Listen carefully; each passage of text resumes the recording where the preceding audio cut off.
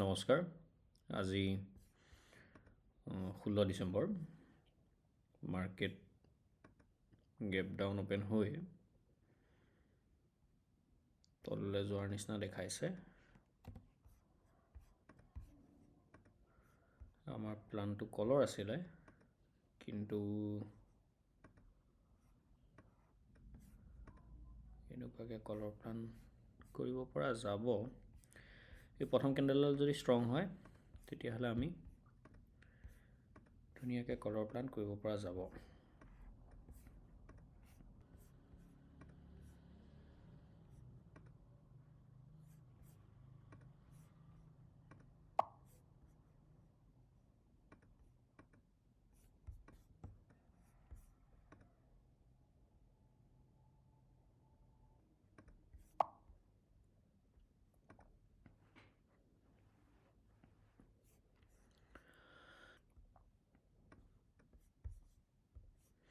Bank Nifty আমি higher প্ৰাইচতে পালোঁ নি অলপ, নাজানো আৰু এণ্ট্ৰিটো কেনেকুৱা হয়।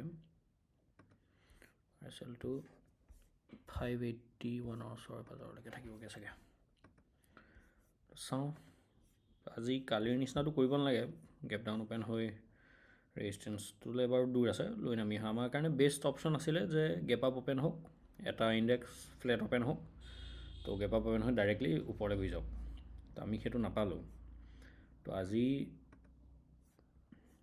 অলপতো উঠিছে, কিন্তু এইটো উঠাটো ঠিক দেখা নাই। এনেকুৱা কেণ্ডেলটো এই 200 ওচৰলৈকে যাব নালাগে, গ'লে এইটো 246 এইটোৱে গুড পইণ্ট আৰু ইয়াতকৈ তললৈ গ'লে তাতকৈ তললৈ যাব নালাগে মানে।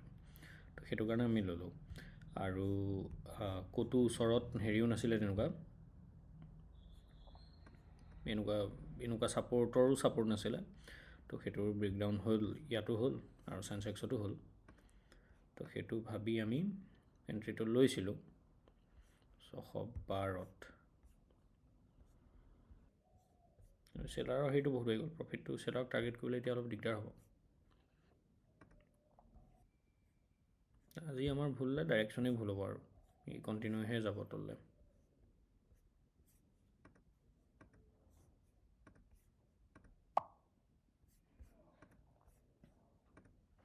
আমাৰ ট্ৰেডটো ভুলেই হ'ল চাগে, তো আমি সেইকাৰণে এক্সিট কৰিলোঁ।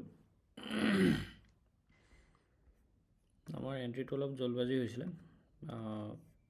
আমি আচলতে বেলেগ এটা চাইক'লজি লৈ আছিলোঁতো, তো সেইটো কাৰণে আমি ভুল হেৰি এটাতে লৈছিলোঁ।